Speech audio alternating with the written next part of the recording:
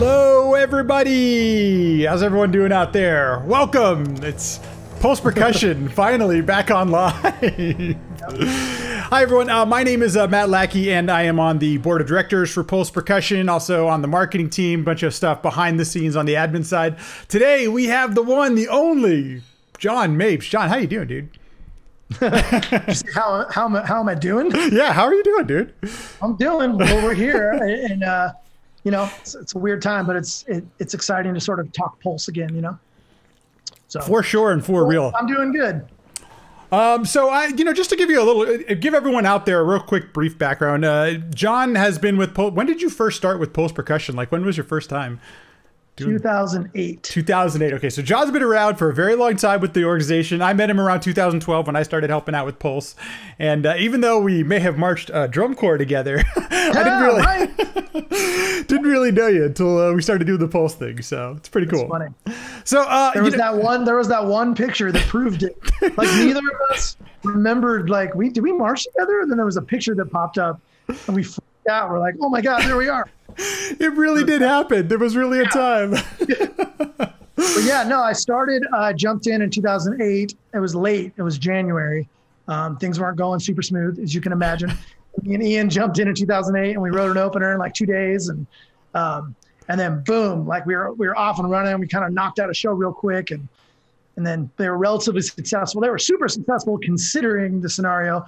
And then after that, we decided to kind of get in, you know, full on and start doing the thing. And in 2009, that was our big kind of first full year, you know?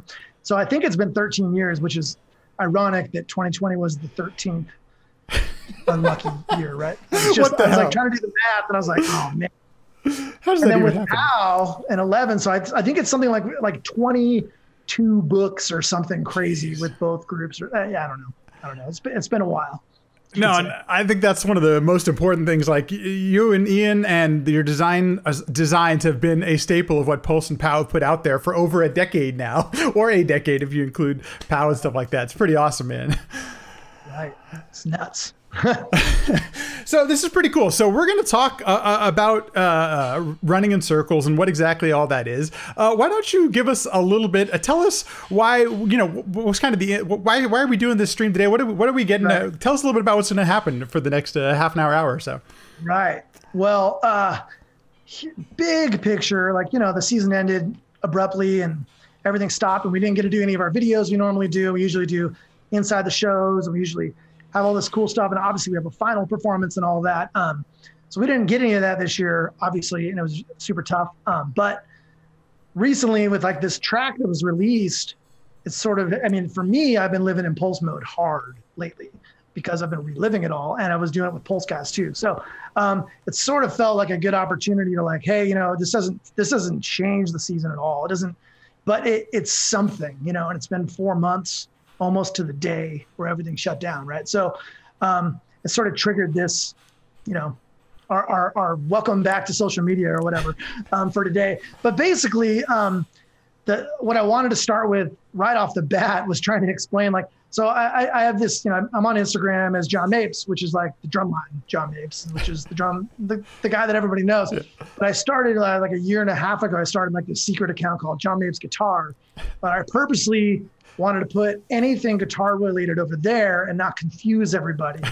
Anyone was welcome to come hang out, but it was like, it is what it is. But so almost daily, but certainly, like, you know, whenever, it's sporadic, but I get, like, yesterday, another kid jumped on, a student, and was like, what? Like, jumps on the guitar account. I was like, what's going on? Nothing makes sense. What is this? And I'm like, I know, man, I'm sorry. It's hard to explain, you know, but so just because I've been in the drumline scene for so long, the guitar thing seems super random. It's like, why is John trying to write songs? Like, what the heck is going on? So I kind of wanted to back it up just a little bit, and it's all related, which is super cool. But for most people don't know this, but basically when I was coming up and, you know, in high school and everything, I was playing drums, of course, but I was playing guitar on the side and, you know, doing what high school guys do. So doing that. And I was actually, when I went to college, I started like really writing songs and like in the dorms and like really doing the thing, even though I was a percussion major. It was interesting because a lot of the dorm room, like my dorm buddies didn't really know that I played drums. They were more like, oh, he's the guitar guy, which was actually super cool. It was the first time in my life, when you pick up shop and you move to somewhere new, and it's like you kind of get to reinvent yourself a little bit. I used to have long hair. It was the 90s. I cut my hair, and it was like 1998, and I was the guitar guy in the dorm room. It was nuts. I actually met Ian in those same dorm rooms, which was kind of crazy too. But we were percussion majors. So, and then eventually when I graduated college and I aged out of drum corps, I did Pacific Crest my last year, and I was kind of teaching drum lines, but I was actually in a band. I was writing songs, and the band was called The Finish Line. And luckily for me, there was no social media back then, so there's no proof. Like there's like zero proof of any of this. The band doesn't exist. It was just like physical CDs and whatever, right? So now I'm glad that that's the case, to be honest. But back then, I was so I was teaching drumline full time, but I was also kind of in this band, and we were doing things, and we were gigging, and we were doing stuff. And the ironic thing is that this is where I really met Ian. So I knew Ian in school. We were percussion majors, but I was a couple years older, and I was just trying to get out. I was ready to go. I just wanted to graduate and kind of do my thing. He was just getting it in, so we didn't really hang out that much, honestly. And what was very interesting is that a buddy of mine, I was like, hey, we need a drummer.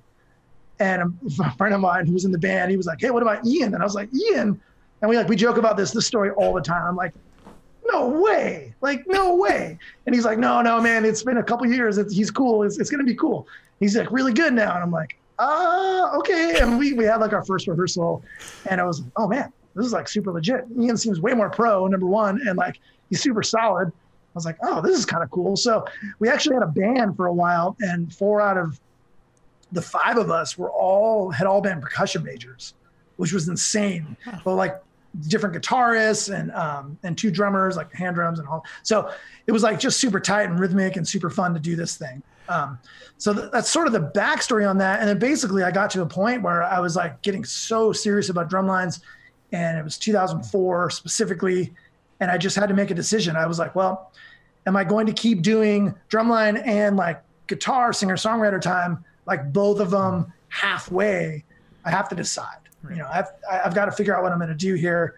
I was also about to get married. Like, there was just so much stuff going on. I'm like, I need like a job, right? So I'm going to go all in on drumline. And also I just felt at that time I was teaching Pacifica and Cerritos, El Rancho and Esperanza Indoor and Dallas. I mean, it was a wild year. It was like 5 groups, WGI finals. Everyone made finals. Nobody really did very well. It was all just like a little bit disappointing. And I was like, okay, I feel like if I just put more focus on this, like just if I went all in 100%, then that's just kind of what I have to do, So that's like the background on that. And basically I'd never even like really picked it up since like 2004. And drumline's awesome and it's super addicting.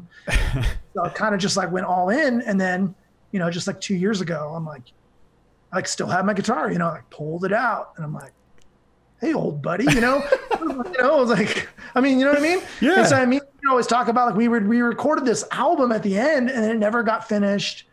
Like it's not mixed. It just never got finished, and it's just sitting there, and like everything felt really incomplete. So the original thing was like, I'm gonna learn all the old songs. Maybe I'll record them for fun. And then it became, actually those songs are pretty old. They're like 15 years old. Like maybe so then new stuff just started coming, it's one of those things. So that's like the history of sort of John Mapes guitar, if you will. There's on the Instagram account, you share a lot of your inspirations and things like that. Who were you listening to back then when you were first getting into guitar and doing the solo thing and all that kind of stuff? Well, the obvious one is Dave Matthews. I think it's like, I feel like anybody that's like plays any sort of rhythmic acoustic guitar, you're Dave Matthews. Right. Obviously, like he was a huge influence. I mean, and it was all around. I mean, it was like Carter Beauford.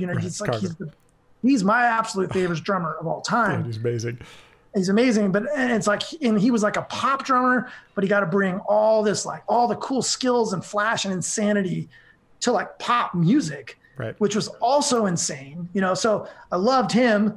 And then Dave was, of course, incredible. Like the whole band's incredible. So he was huge. And then Ani DeFranco's the biggest one, but a lot of people don't know who she is, but she's like insane, sort of like, she has her own record label and she's just a rockin' guitar player, like music with a message. And she's been going for 20, 30 years now, she's still going. So, but there's always been something for me about rhythmic guitar. Like there's something like for me, acoustic guitar and percussion are very similar. Like I don't feel like I'm doing something different, which might sound crazy, but for me, it all relates. Now that my hands like feel comfortable again and I'm hitting the right strings and everything, and hitting the right, it's like once you get past that muscle memory, and to me, it just kind of feels like I'm playing drums, like on guitar, Interesting. And you mentioned that like you pulled the guitar back out. Was this literally the guitar that you were playing on when you were doing it originally? Yeah. Oh, it's so sick. That's so great. Never get rid of that. Yeah. Yeah. That's so cool. So you've shared some photos. I'm going to pull up some photos now, just because. Right. Let me kind of let's take a little trip down memory lane, if you will. Here we go. Okay, cool. So tell us a little bit about this. Right. So this is literally me in college, like playing in a garage to a bunch of people. Like this is like a party in college. Like, and I have a million of these pictures. Like this is like this weird era that nobody knows about. But except that the people that know about this don't know about what I'm doing now. Do you know what I mean? Right, totally.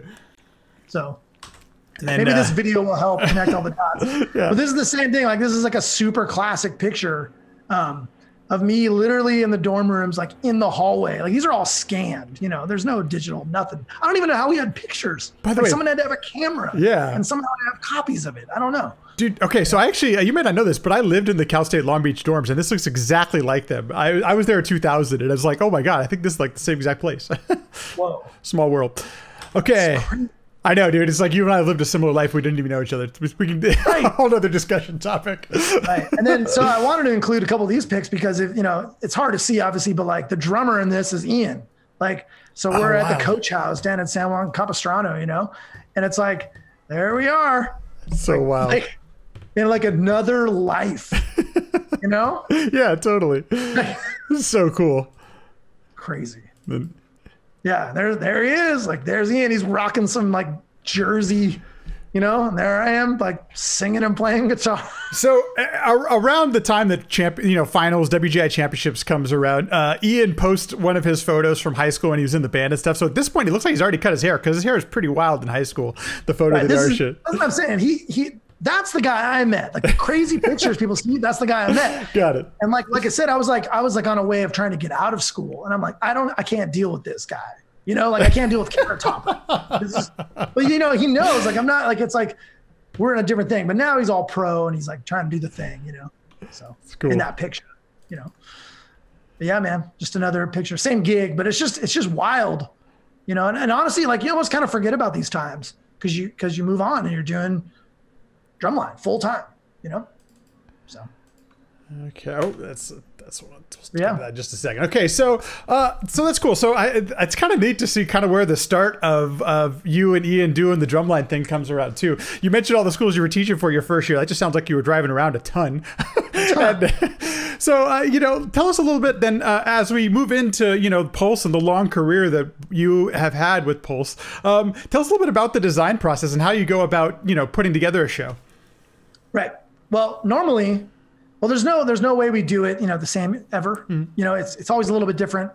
Sometimes it's for a little while we were watching like some dance stuff. My wife's a dancer, so we see all kinds of cool stuff. And sometimes we pick music, and sometimes it's a visual idea. Like we try not to do the same thing every time. But this year with the 2020 show, we kind of, I don't know, it's weird. Like we didn't really know what we wanted to do musically. So we knew I was talking with Steven Estadio, my boy, and we were working it out, and we had this summer was like super cool. Actually, this last summer we had like 4 different shows, and I was like, hey, I don't want to talk about who they're for, or like I just want to talk about show concepts, and let's just kind of flesh all 4 of them out. And so we were kind of talking on the side visually about what we wanted to do. And then basically we came up with this idea, like the one we kept going back to was this like circle idea and this props and this idea of kind of being stuck in this cycle and like, you just want to try to get out and find your escape. And this whole idea, and we're like, oh, we really like this. Like we really like this prop idea. And so we knew we wanted to do it, but then we didn't have any music. So, and usually that's not a problem. It's like, oh, cool, we'll find some songs. And so what happened this year is I was like searching around and I did my thing. I found some songs and so I pitched it all to Ian. I'm like, hey man, so here's the thing me and Steven are thinking about, and blah, blah, blah. And we're going through the thing. And I'm like, I don't have a ton of music, but I have this chart maybe, and this instrumental thing, I don't know. And this could maybe be the ballad, but I wasn't super passionate about any of the music, but also kind of on purpose, because I'm not trying to like be like, hey, here's the entire Pulse show. It's like me and Steven talked about visually and conceptually wanted to do. And then I'm like, so Ian, what do you think musically, So we started doing some things. We didn't really know what we wanted it to be. We knew we didn't like the music that I picked. It was like, it's not right. This is not right. And I was like, okay, well, I think, and basically like, I'm not even kidding. One day I just picked up the guitar because it's right there. And I was like, well, what would our hook be? And I just like picked it up and I started playing, and it was like, we're running in circles. And it was like, that's kind of cool. And it was like, it was so simple as like, well, what if, okay. And I like kept it crazy simple. Like I wasn't trying to make, like a crazy guitar part or anything. And I'm like, hey man, so I made this little video, and it was just, that'd be actually kind of cool to play right now, but it was different, of course, but it was super simple. And it was just the verse and just the first chorus. And it was very short. And I was like, well, what about something like this, but we could tweak it, right? And I said it over to Ian and Steven and Rochelle. Everybody was like, my wife, everyone's like, I'll never actually forget Steven's response. It was kind of scary. I'm like, hey man, what do you think? Is this the Pulse show? And he responded back and he's like, wow, that was actually pretty good. And it was and I remember saying that to the members of Pulse when we were talking about the show, and everyone laughed. And I was like, no, like it was a compliment, because your friend can be like, yeah, sounds good. But it was like your design, teammate was like, that was actually kind of legit, man. And like, Steven's not easily impressed. So the fact that he wrote back with a response like that, you knew that something got to him. So that's actually pretty cool, man. We have a really good design relationship, me and Steven. We're like very quick and like open to be like, nah, that's not it. Right. And I'm like, okay, that's cool. And he does the same thing. And so, which makes it really enjoyable to work together. Right. But that's sort of where like it started. And then it was like, all right, Ian. And I just sort of passed it off, and I'm like, ooh, here we go. And originally it was more like, okay, it'll just be, this, maybe that's our little hook. We're running in circles, and we'll just use it a couple times but not overdo it. And, so we had the idea for the beginning of the show, and we're like, okay, it would make sense if we use these couple of lyrics, like in some space, and then do some features, and then kind of set the mood for everything. So we knew we wanted to do that. When you say those vocals in there, had you thought of a vocalist, or just having somehow the vocals coming? Like, had you thought about using like what we end up using as a vocalist? Right. I think early on we weren't thinking about a vocalist. We were just thinking about trying to write like a show and have a hook. Cool. But once we kind of started, we're like, man, this is pretty cool. Do we just keep riding this wave? Because we don't want to oversample vocals. Yeah. And we're like, well, should we just get someone to sing them? It's like such an obvious question, but we all just sample them nowadays. Right. We don't have live singers. So yeah, that's that. But so that's the thing. I mean, I don't know about our order of events here, but that's sort of how it started. We could play the beginning of the show maybe. Yeah. Why don't we'll show the show now? That's pretty cool. So just this is really a design, thing. And what was so cool about the way we started this show, cool, I feel like I'm just hyping myself, but the process was cool, because it was like, all right, Ian, you take the first minute, here's like the hook, and then do your crazy stuff, like make an awesome moment so we can go crazy with choreography. And I'll take the second minute and I'll sort of put like, here's a vocal or two, and then here's, the first thing was like the snare moment, and here's a vocal, and then we'll introduce sort of each, battery element one by one, and then we'll kind of get everyone to go, swirl them around, right? Yeah. And then sort of, and that chunk, and basically the entire second minute of the show was written battery first, with some crappy, like me singing, super rough, like it could be something like this, and I'm like sending it over to him, like, oh Lord, like, like literally phone on, what did you call it when you record on your phone and just send it? Yeah. Audio note or whatever. Yeah. It's like, I'm sorry, this is terrible, but you know what I'm saying? And he's like, I know what you're saying. This is kind of crazy. We just started with those first 2 minutes, which was pretty neat. And then of course he layers the music all over, Let's take a listen. Here we go. Yeah. Presenting their program with all that's spinning round, WGI Sport of the Arts is proud to present Pulse Percussion.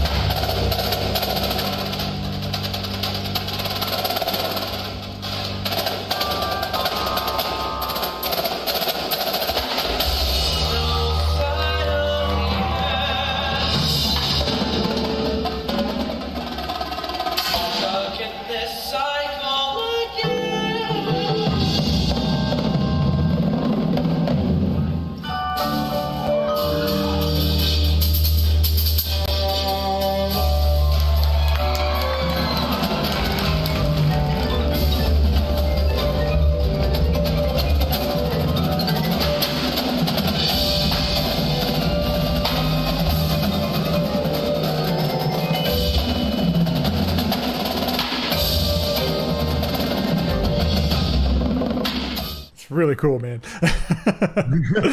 That's like the perfect chunk. It's actually kind of crazy watching it back, like thinking back sort of where we started, you know? Because I remember I was like, I feel like I can, you know, me and Ian, we just go back and forth so many times that I was like, I feel like I can get away with these notes right here as long as I have like a little fade out at the end. You know what I mean? And so like I send it over and he's like, oh man, the fade out. I'm like, yes, cool. So we're good. So I get my notes and he gets his musicality. You know? Well, but like it usually ends up, you know, the balance is it's wild to hear that you just, you know, you sung a melody and that's what we got. We get 2 minutes of show like that. It goes from something so simple to something so, what sounds like to me, so complicated, sophisticated, all these really interesting things to it. It's kind of a crazy journey it goes on. Right. Thanks, man. Hey, no, dude. It's a super. I mean, it's super interesting that that's where you get to. So, I mean, at some point, do you lay down a track yourself? Like, how? I'm curious if like, was there ever a time where you were doing something on your own, and then you know, and then it ends up being that where it's fully orchestrated and all that kind of stuff. Well, I mean, that's what I'm saying. There's a lot of weird little like stepping stones to get there. You know what I mean? Like Ian definitely has some sort of recording of me like crappily playing like boom, bing, like trying to figure out the chords and like, running, boom, bing. Like, and I was, you know, we don't need to play that, but, right. But it's like, you know, this and that. Cause it wasn't like, you know, about writing it to a guitar cause it's such a different instrument than mallets. I'm like, don't worry about the guitar part. Just make it cool, you know? But basically, you know, design wise, we got to that point and we're like, man, this is cool. We really like this. We're like, well, now where are we going? You know, we weren't like 100% sure, but we knew we liked what we had. So, which was cool. I'm like, all right. And I'm like, I feel like we need to use then we decided we want to use a vocalist. I'm like, okay, well, if we're going to have a vocalist, then we do need to use him and make sure we have vocals sort of like timed throughout the show. Cause it's going to get weird if he's just hanging out for like 2 minutes, you know, we're not using him. So the next thing was basically like, okay, well, maybe we need more lyrics. Kind of, you know? So I was like, all right, we'll start writing a second verse and see where that goes. And just sort of send it over to Ian. And he's like, okay, that's interesting. We'll see what happens. And basically what he was doing is writing music and leaving space. And then I was awkwardly like singing at my house. I'm like, okay, like trying different melodies and things. And I'm like, something like this. And we're going back and forth. And we're like literally like working at our computers separately, like, but like FaceTime live. You know, it's like, we're like FaceTiming and it's like, what are you saying? And he's like this. And I'm like, oh. And I'm like, it was funny when it was all said and done, we ended up doing that so much that we were like, why weren't we just like in the same room? Like we made it really difficult, but it was super organic and it was super in the moment, you know, where it was like, well, right now I want to do this thing, you know, so I'm not going to go to your house. Let's figure it out. But it was sort of that. So we finished the opener. We used a little bit of vocals and we did all the things we wanted to do conceptually, visually and all that. But then the craziest part, and we talked about this with the members too, was that we wrote a whole movement too, like basically a ballad. And it was a chart. It was an arrangement that we had picked. And we're like, yeah, this will be great. We'll do this song. Like, and Ian knocked it out and the arrangement was really good. He sent it over and I'm like, I think it sounds really good. I don't think this is our show. You know, like, and he was like, yeah, I kind of know what you're saying. Like, I mean, I think he maybe even before he arranged it, to be honest, was like, I don't know if this is it. And I'm like, dude, it's great. The music sounds good. It's going to be great. Don't overthink it, you know, sort of thing. And he sent it over and then I'm like, huh, interesting. And there was like a phone call one night, like, hey man, I don't think this is the Pulse ballad. And he was like, I know what you're saying. Well, then what is the Pulse ballad? And I was like, I don't know, you know, but I don't think it's another song. And like we have basically composed our own song, you know, the first 4 minutes of the show was super original and organic.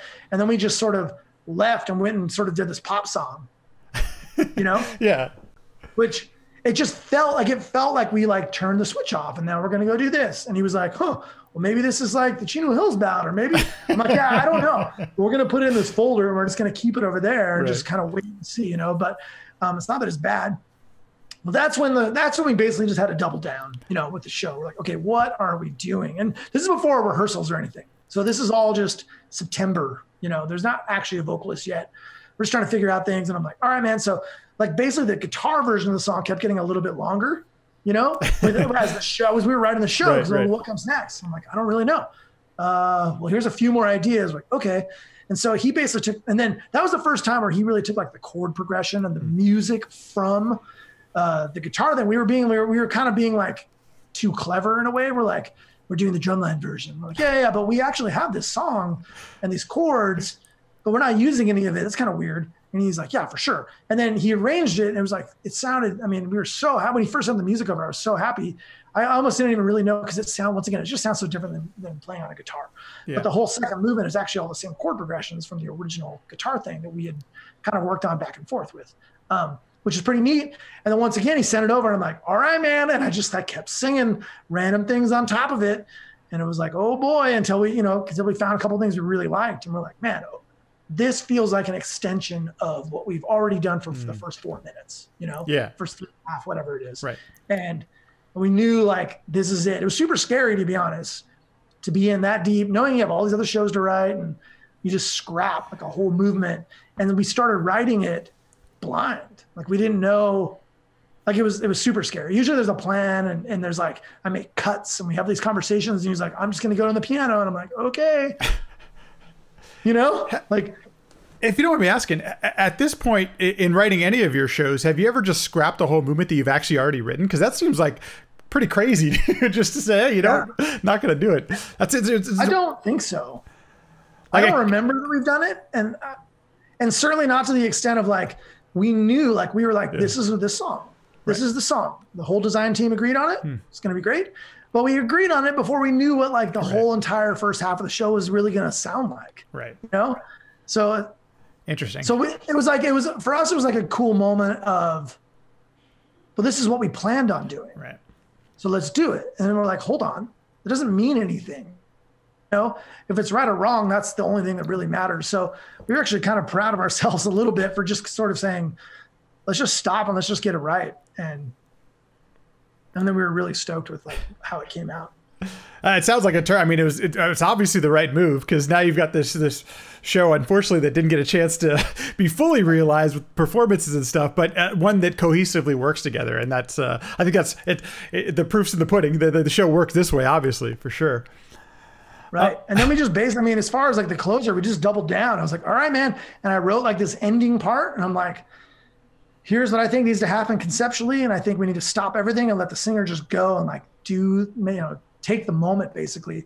And that was almost verbatim sort of the guitar version, and then and when he was done singing his thing and it got super quiet, we brought the whole drum line in and we just kind of ramped it back up again, So it was just such a crazy process from start to finish. It's hard to really even explain like everything we went through.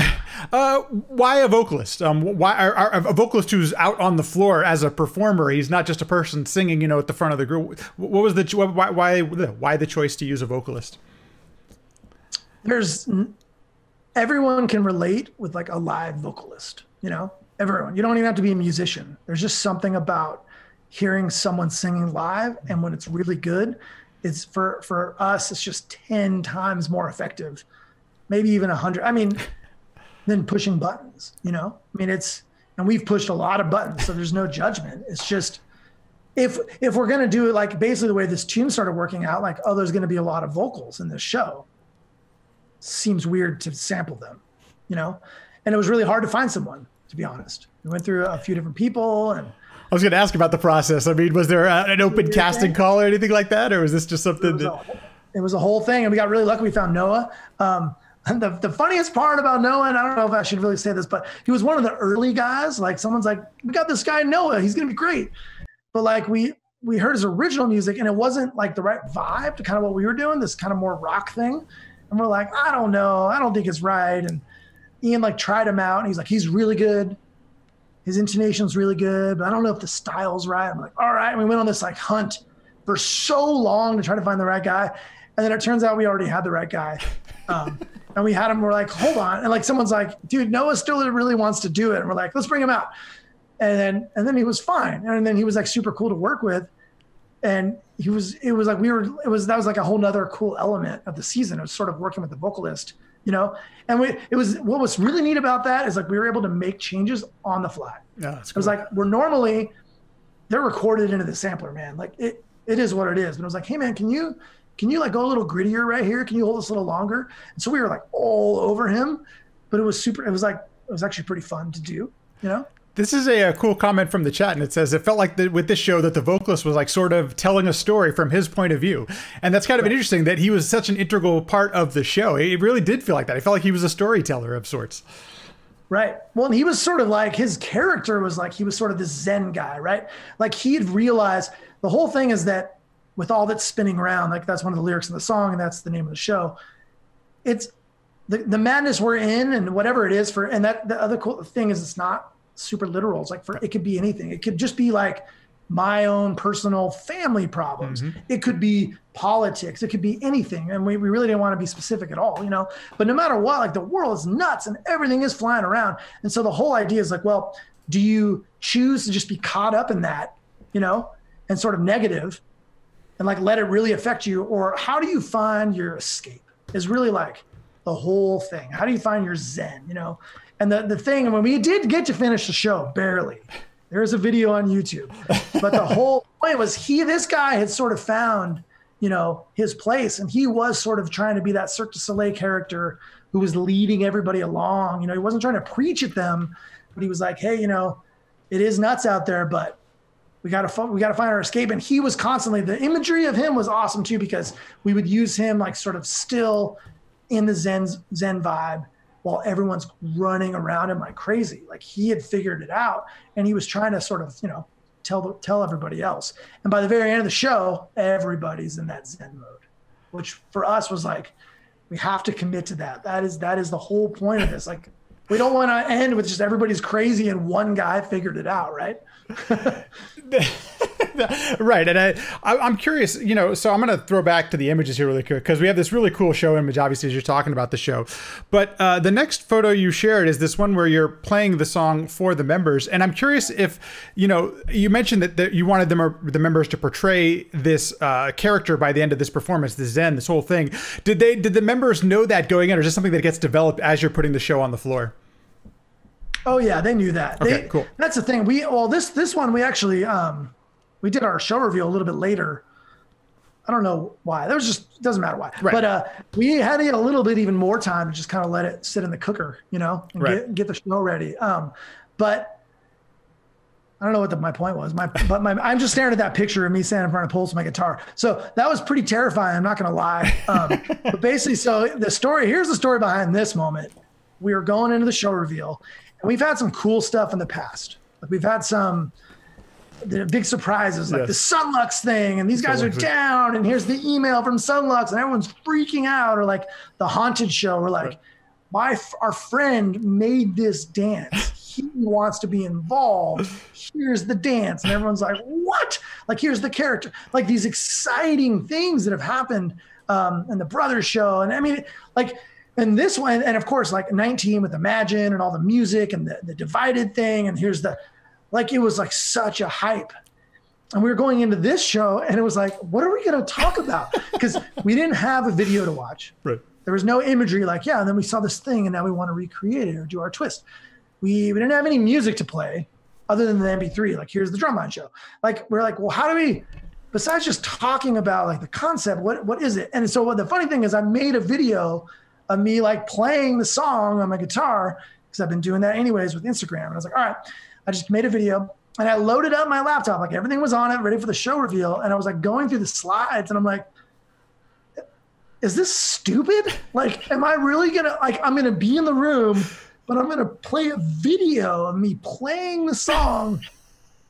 And like, it would be way safer to do that. No, and like in hindsight, I maybe should have done that, but it was just very nerve-wracking, and the acoustics were not friendly.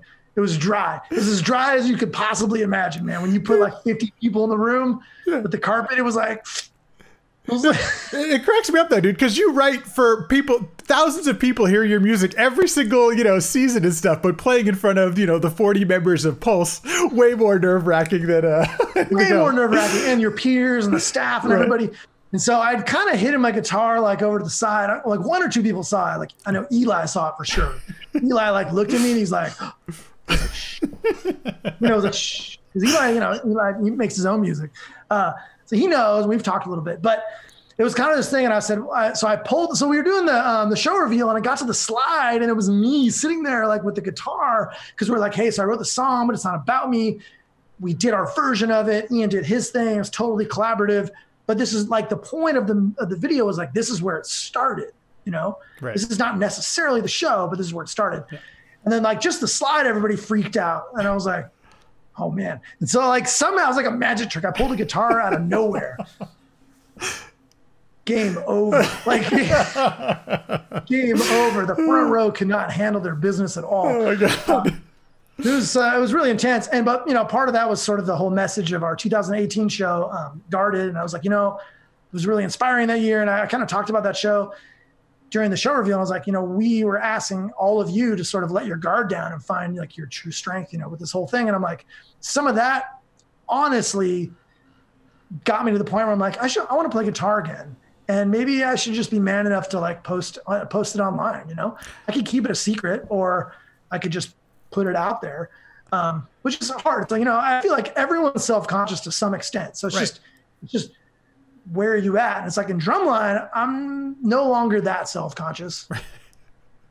I've been doing it 20 years full time. I mean, still for sure some, but you're like, I feel pretty confident. And mostly importantly, not about competition. I feel confident in what like we're doing, you know, and our kids and our members and the shows.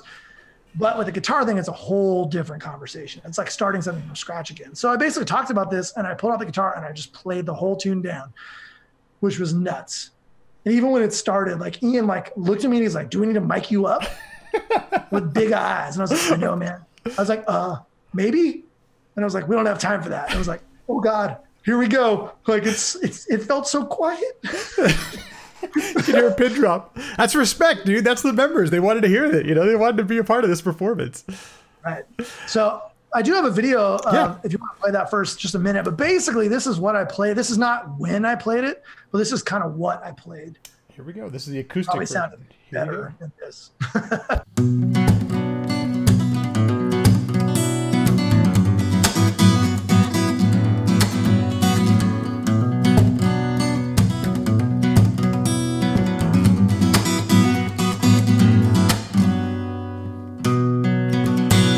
We're running circles again. No rhyme or reason or side of the end. We're running circles again. Stuck in this cycle we're living in. Round and round we go.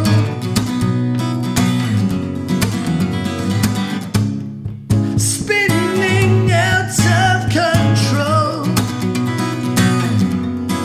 Out of control. We're dizzy from all this circling.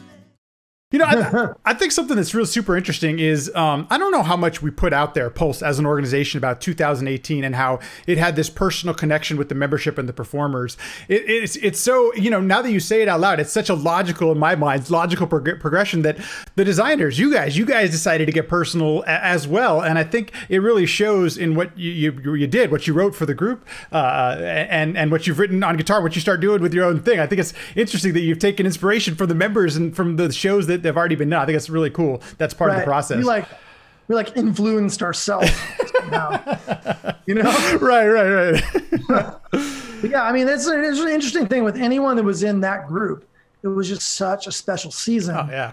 Every single season, honestly, is special. And I do mean that. And they're all very different. But it was the concept of that one and the intimacy of the group and like the total commitment to it was incredible. Yeah. And it's like funny, like that show didn't even medal. Right. But it's like the people that were in like multiple years, like always go back to that year. They're like 2018, that was the year, you know?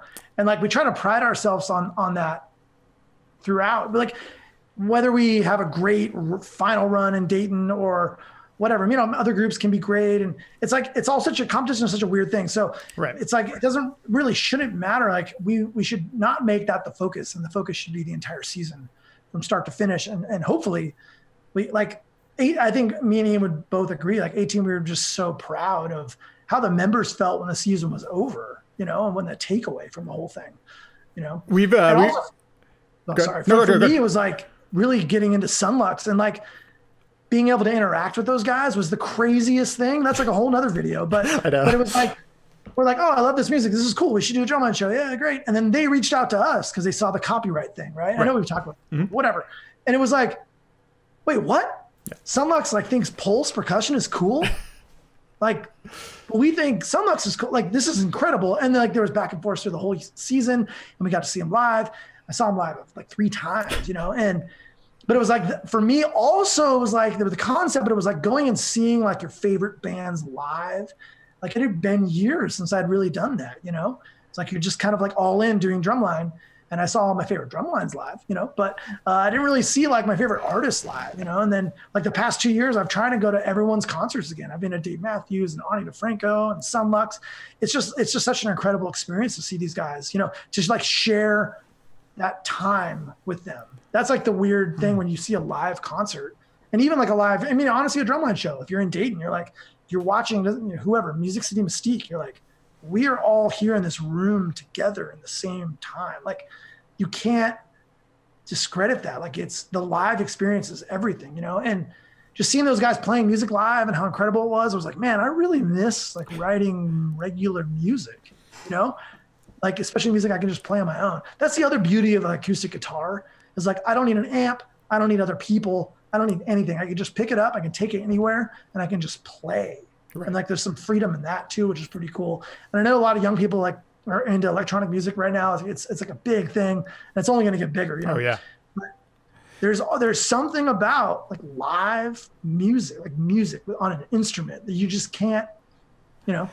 This actually sort of goes along with that a little bit, but it takes us back to process a little bit. Is it easier to do, this is from the chat, is it easier to do an original that's influenced by something, or is this more challenging? Like, I guess when you're going through the creative process, when you did something like this was like all original, was this a bigger challenge than some of the other shows that you've written?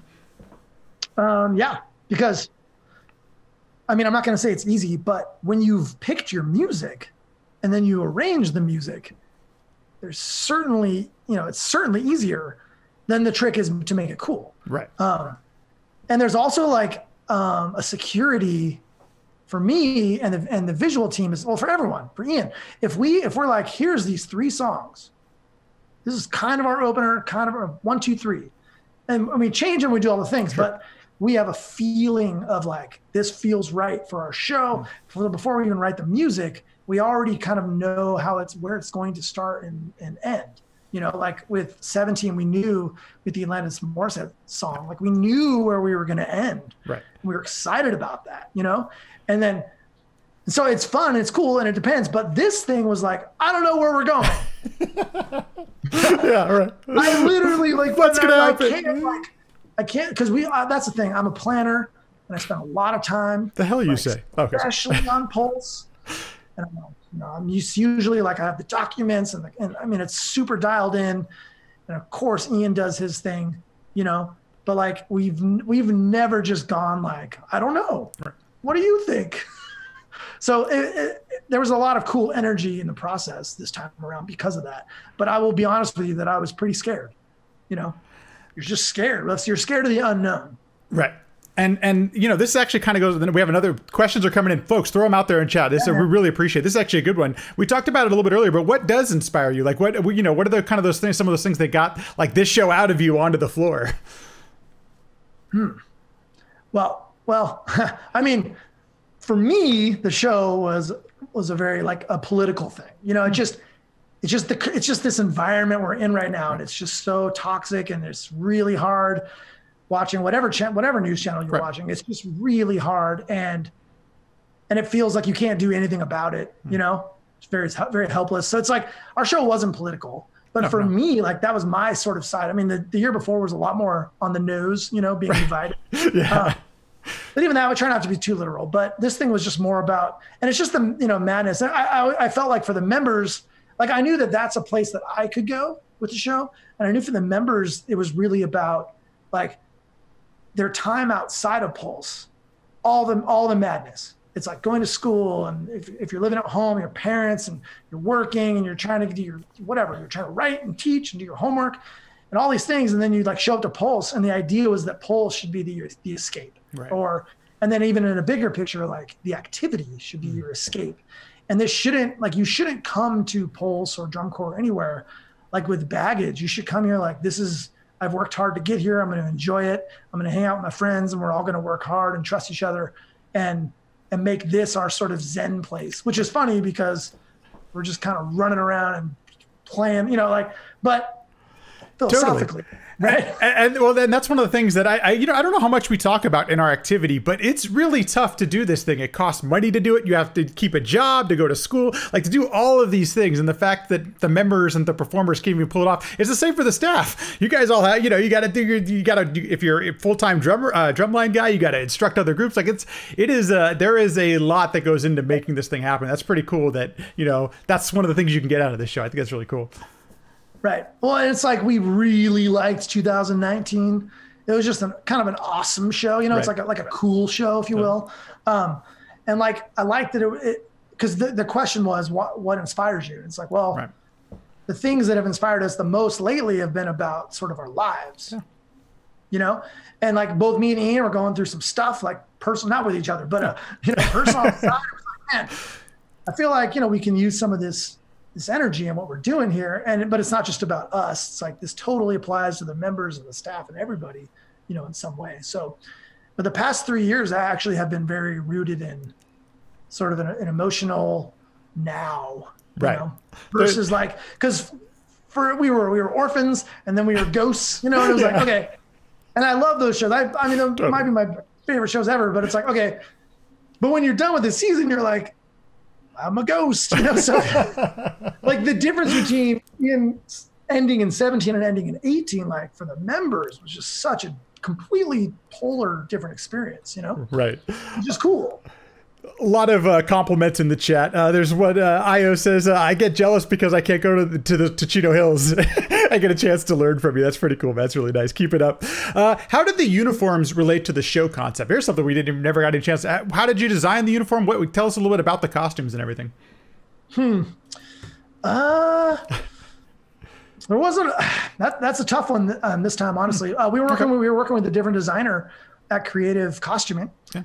We've been using them forever, and she was great. Like it was, we used it the year before, but it was more like, hey, instead of us telling you what we want and then you trying to make something you think we want, but we don't really know what we want because we're musicians, and this is like a whole different thing. Right.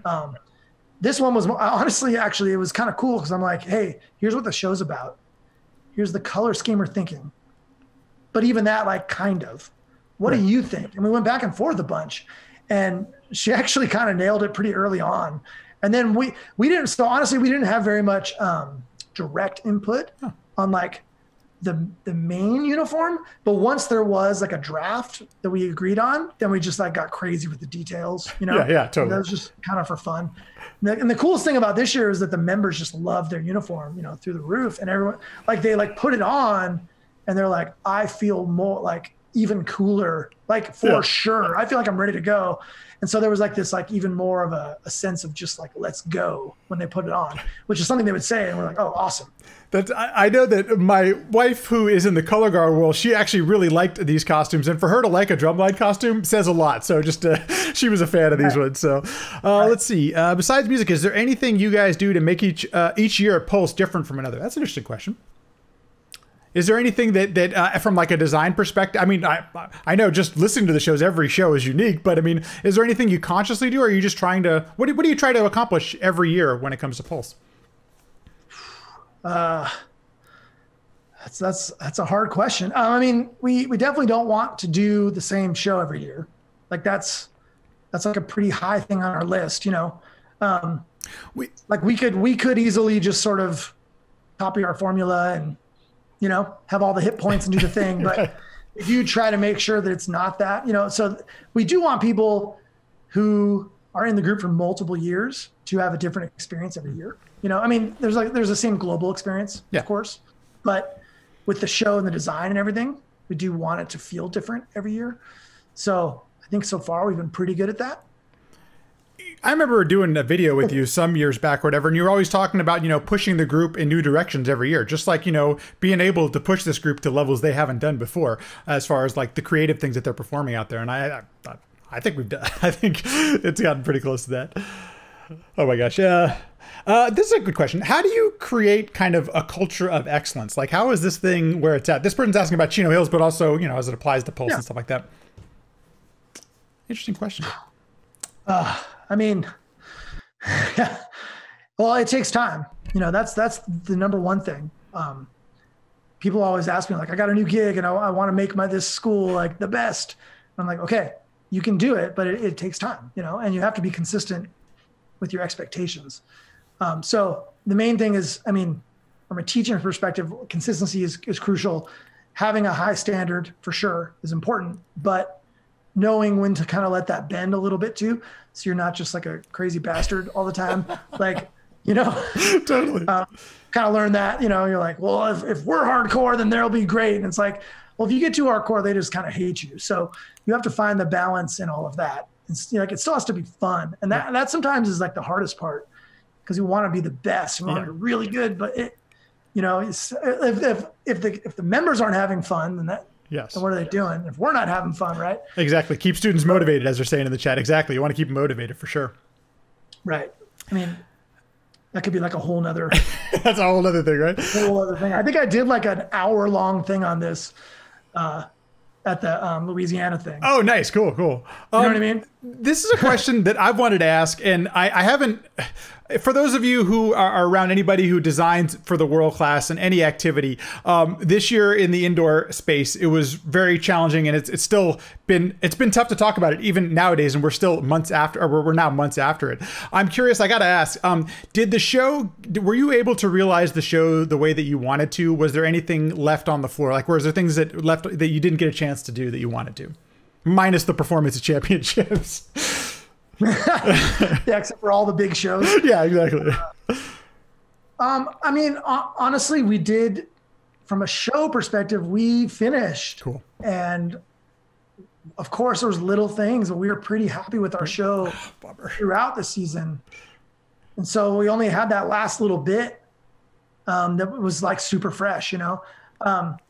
So design-wise and conceptually, we were very happy with where it was. We were ready to like dig in hard, and it was going to get super clean. And then, you know, we're going to, like, the fun part is once the show's done and we had a whole month to kind of poke at it. Yeah. And like, because at this level with the groups, like those like top 5 independent world groups, it's like, it's insane. Like, and so it all just comes down to the details, you know, of like what makes one like more, I don't even want to say better, but like more special, right? It's like, it's not the playing and the moving and the music. It's the details, you know, so in performance and design, you know, so we were pretty happy with it. I mean, the last show was a Sunday show by ourselves, without Broken City or RCC, and props fell apart. It was brutal. You know, we didn't play like super good, but we were like, okay, cool, we did it. It's done. Right, it's done. Wow, next week's gonna be awesome. And then that was it. That was it. Literally, that was it. Like that. I don't know. Reliving that week is just painful. Here's a little more positive question, because this is actually interesting. Real Grant asks, when you sit down with your guitar, what's like the first thing? What do you have a goal when you write a new song? Is there any kind of thought process when you're composing away at your guitar? Man, it's always different. You know, it's always different. It's kind of crazy. Like I basically just have it out, you know, a lot. So when I finish my work for the day, or if I have a nice break, I never really know. I kind of grab it. I'm like, well, what's going to happen right now?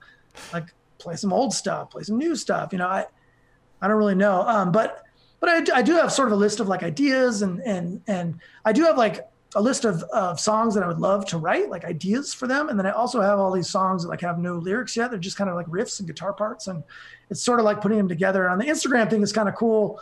I've just been sharing like, here's a new guitar thing I've been playing. There's no song name yet. You know, this is what I love playing right now, and we'll see what happens. And there's some of these cool things, and it's mostly cool for me. I feel like this is like my diary or whatever, this account, you know, but it's like, it's like if you really were to follow like a song on there, you could see like just the guitar and then like the first time and then the journey and then like almost eventually. And then it comes out on Spotify and it's like, whoa, this is insane.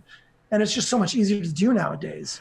Dude, I gotta say, if there's one good thing that has happened on quarantine, the amount of artists just kind of like playing on Instagram Live, all these video clips, like we're getting to see artists do these really intimate performances that we might not have gotten to otherwise. And I'm sure everyone has a story of one of their favorite artists doing stuff. Like it's cool that social media can be used in this way, because like you were saying, you know, talking about the show this year, how it's like, you know, often there's so much noise and stuff, it can really affect you, like, you know, it can get to you. It's gotten to me at many a times, but like getting and just hearing some artists just pick away or piano. I've been listening to like Nora Jones, she's been doing it like once a week where she just starts playing and singing, and you know, it's really awesome to get that. It puts you in a good place. It's thinking about Zen and vibe. It's really relaxing and way to go, you know? Right. It is hard to focus on the positive during this time, yeah. But when you can, or when you kind of force yourself to, like the whole thing about right now is like, it's out of our hands. So you know, we can be upset about WGI, of course, but like it's completely out of our hands. There's nothing I can do at all, you know? Yeah. and even coming up, like I have no idea what's going to happen, you know? So it's completely out of our control. So what can you do with this time that you have now? And it's different for me. I feel like for me, I've been doing drumline 20 years full time. Right. And so all of a sudden there's this window of time where I'm like, oh, well, I would much rather be doing drumline, sure, but I'm going to play a bunch of guitar now, I guess, go to the studio and like record some songs because I have a little more time to just focus on it. You know? We'll do like one or two more questions from the chat. This one's kind of interesting again, too, kind of going back to your process. How do you like find your creative voice? How do you know what to write? And then what do you like, how do you know if something's right? How do you know if something's clicking for you? Is there a way to tell? In what are we talking about? Drums or like when you're sitting down with a guitar and you're singing things out, is it just whatever comes to your head and that whatever feels right? Like, how do you decide what you're going to end up finally putting on Instagram or putting somewhere where people are going to see it? Right. Man, it's crazy. It's so different than drumline. I feel like with drumline, like I'm like, okay, I know, like there's like all these rules. I'm like, okay, cool. So this is it's loud here, so we have to do these certain things, and like my part is like almost, I feel like I'm the drum set player in the band when I'm writing battery parts. Like I'm just trying to support the music. But when you're writing the music and you're the whole band, it's like a weird thing that you can do anything you want at any moment. If that makes any sense. Yeah. I've gotten good about just not being afraid of just sort of just going. Like I'll press record, you know, on my phone. I'm just like, whatever. Mm-hmm. And it could be like 80% just horrible, like horrible. You wouldn't want your worst enemy to hear this stuff, you know? Yeah. And then there's like this 20% where like, oh, that's kind of cool. What was that lyric? What was that melody? And then you just sort of like start saving these little clips, you know? And I follow a bunch of guys like Dean Lewis right now is really good singer-songwriter and incredible actually. And he's super prevalent on Instagram. He basically is on, I feel like he just lives on stories. I don't know how he does it, but he just catalogs his entire, like, especially right now, because he's just been at his house, you know. But like, this is what I'm doing. This is my process. I'm on these journals. I'm recording things on my phone. I'm doing this. I'm collecting them. Here's my folders on my thing. And here's all these things. And you never know. And I never delete anything. And blah, blah, blah. And I'm like, interesting. Like that all makes a lot of sense, you know. And the cool thing about this for me is like, I'm not trying to, it's just like a hobby. It's just like super fun to do. So it's awesome. There's not like a deadline, you know, where like a drumline show, there's always a deadline. Right. Like, I do need to finish this. But like a guitar song, I'm like, this is really cool. I don't know where it's going to go. I'm just going to put it over here for a while. Dude, and I think with like, that's such an important lesson for anybody who's trying to do anything creative is just get something down. It doesn't have to be for other people or whatever, but like get that idea out there, get it out of yourself. Because if you don't, you may forget it, or it just, and then you can worry about it later. I think that's such an important process thing for anybody who's endeavoring into anything creative. Right. And what's funny about the guitar, I will say one guitar story is that I was like, I want to play in front of people, not on Instagram, not like a very controlled 1 minute on Instagram. I found a local open mic, and I went in, and I didn't even tell my wife. I texted her and I said, I'm doing this. I'm here. Don't come. Don't worry about me. But she's like, am I invited? I'm like, absolutely not. I'm doing this. I'm going to do this in a room full of strangers. Yeah. That like, so if I fail, there's nobody there that I know. No one's even going to care. You know what I mean? Right. Like, who was that guy? That was terrible. And there was some good and some bad in that, but I was going like every like other week for a while, like the whole fall. I'm like, I just need experience. Like, and it's been fun to go and just meet all these local people and not know anybody and basically have to earn my entire way. Like, Hell yeah. you know? Woo. Yeah. Oh man, that's like 20 years flashback. That's you haven't probably done that in 15 or 20 years, dude. Holy cow. Okay, here's a good one, and this is probably what we'll wrap up with. This is back to the drumline thing, but you know, how do you manage like 3 different groups all at the same time? You know, how do you manage Pulse, Pouch? You know, like how do you manage that in life? Well, Pulse, Pouch, Hills is really easy now. What was hard is when we were teaching like 4 high schools. Yeah. And that because that's all during the week. It's all Insanity. And then also Pulse on the weekend. You know, and that's the thing when we got serious about Pulse in 9, 10, 11, like we did it for 3 years with all the schools, and it was Insanity, and we had Box 6. So we had 11 was our last year doing that, and then we basically in 12 was the first time we only taught Chino Hills as a high school. And so we had Chino Hills, Pulse, and POW, which was a lot, but you have, I mean, you know, with the Chino Hills, we only have 2 rehearsals a week. So it's 2 nights a week. So I basically have the entire week to write, plan, email, phone calls, like getting the visual plans together. All that stuff happens throughout the entire week. And we're only really able to do that because Box 6 is our income when we sell shows on the website. So we don't have to teach so many schools. So because of that, we are a lot more fresh when we go to the programs. But that's taken a long time to build that up. You know? And I can speak a little bit about the Pulse thing is that now at Pulse, I mean, some of the staff has been there for 5, 10 years. I mean, it's a veteran staff nowadays that knows how to work together and how to do the gig. I think that also helps, you know, developing a staff like that. So yeah, a lot of guys have been there for a long time. So before we wrap up, let's hype the guys when we recorded this song. Please. So I think you have a couple images on there. I don't remember what's next. Let's take a look at the photos here, and let's go. This is the video. Here we go. Yep. Right. So these are the boys. So what's really cool about this is, so Nick, I hope that everyone knows Nick. Nick's the drummer. Nick went to Chino Hills. But he was one of the guys, like basically when the season ended, so Nick's in this, you know, obviously the drummer. When the season ended, you know, he was early on. He's like, hey man, are we going to record that song? Cause we had talked about it. And I was like, dude, I can't do it. I can't even think about Pulse right now. Like I'm still in mourning, you know? Oh, dude. And I had talked with all these guys. So this is all Pulse crew. For those who know Jonathan Zuniga down there on the bass. Yeah. He's been super helpful. He like mastered the final MP3. He went to the studio with me like during vocal time and was like taking notes and killing it out of nowhere. So we've been friends forever, but I didn't know he was like super into recording and doing all this. I don't even know if he still played bass, you know? And he was like, yeah, man, I've been practicing. I've been doing all this stuff. And I'm like, let's go. So, and then Greg is our tenor guy from 2015. A lot of people remember him with the crazy singles and the crazy hands, but he plays cello too. So he's super, super talented. There's a lot of talent in this picture. He plays mallets. Awesome. He's just an amazing musician as well. But holy cow, he's talented. He teaches the POW front ensemble, plays cello, and and he was the Blue Coats tenor tech. It's like wait, again, this is insane. So but I got these 4 guys together, and I thought it was super important that it was like all kind of Pulse people to do this, you know.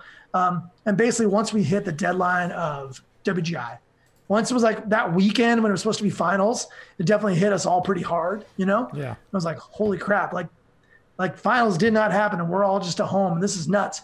And I texted these 3 dudes and I was like, all right, boys, let's do it. Like we got to do it. And I booked the studio time. And we're like, all right.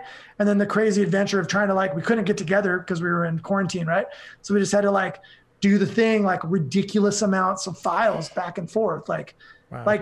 There was a couple speakerphones, me and Nick. And I'm like, no. Think doom, doom, hear what I'm saying? He's like, what? And I'm playing the guitar into my phone. And it was something like that. And he's like, oh, I see you now. You know, and it was we were all sending tracks to Zuniga and he was collecting them and making that, you know, the MP3 basically, so we could all hear the song before we went to the studio, which was crazy cool. But this was just a way of like, well, if there was ever a good opportunity to sort of spend the money and get in the studio and do a full band thing, it's like this song that like didn't really get to live, you know, the way it probably should have or could have at the end of a WGI season with all these guys. So this was our attempt to do something basically, you know? Well, it was great to see them all again and to hear them. I mean, because the band is just, it's a wonder. It's a great recording of, but knowing all the people in it too is pretty cool as well. It's kind of fun knowing all the guys on the scene. Well, speaking of that, if people aren't following you on Instagram and stuff like that, where can they listen to the song? Where can they get it? How do they get a hold of it? Songs everywhere. So, you know, it's Spotify, Apple Music, it's all the things. It's really easy to find. It's SoundCloud, but John Mapes .guitar, that's me. So you can find it there, or just John.Mapes. I think that's my name on Instagram, but it's pretty much everywhere with Box 6 and John Mapes guitar, you know. Pulse has some stuff. So it's all out there. And as we start to wrap this thing up, I think what we'll do is we'll end this video with the actual lyric video. I think that's gonna like work perfect. That'll take us out. I'll tell you folks, we don't have any plans we don't have anything to announce yet for the 2021 season, but I will let you all know that we would like to continue doing some more stuff on Twitch and on stream. You know, the world's been a crazy place the last few months, and so being able to get some of this stuff to you and get you some of that content, hopefully we'll be able to do a little bit more as we move through the summer and all that kind of stuff. John, dude, thank you so much for taking the time and talking about all this stuff. It's pretty. I'm still not ready yet, but at least we're having. It's great to know about what went into the 2020 season, even though I'm not ready to put it to bed yet because it's just still too painful. Right. Well, and I'll tell you that even going into this, I was like, not dreading this, but I'm like, there's so many weird, you know, feelings mixed up with everything. But like for me, the past hour and 10 minutes has been great. You know, it's all positive vibes, and it's like there is something about like remembering what was happening and how special everything was, you know. And there's still like so much positive energy and all of that. So it does feel nice to sort of relive it a little bit, you know. Hopefully the tune is something. And what's kind of cool, this lyric video, we're going to just let play, but, you know, it's never been seen. I guess it's the first time. So, you know, that's a hype too.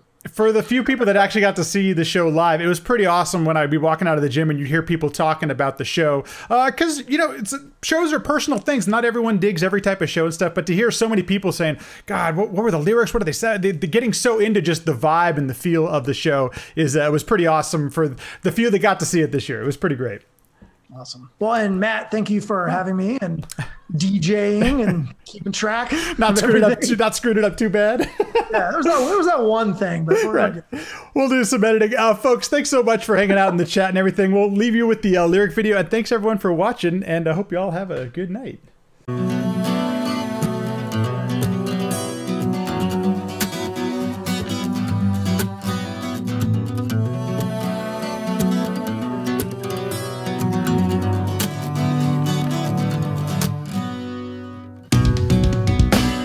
We're running circles again. No rhyme or reason, no side of the end. We're running circles again. Stuck in this cycle we're living in. Round and around we go,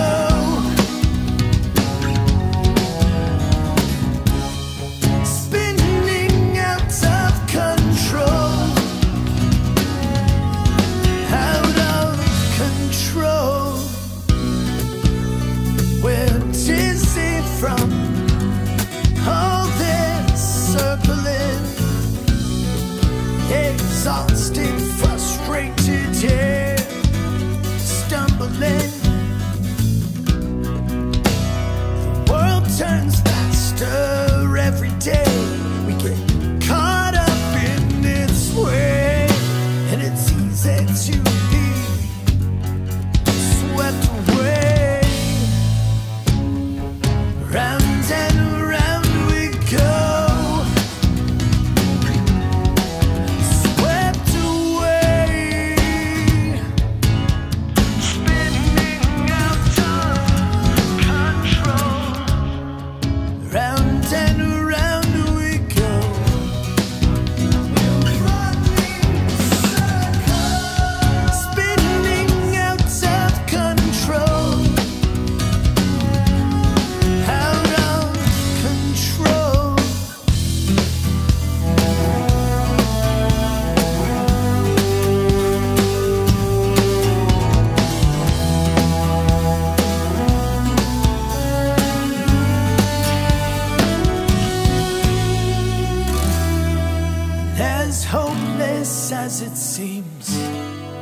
There's got to be a way with all that's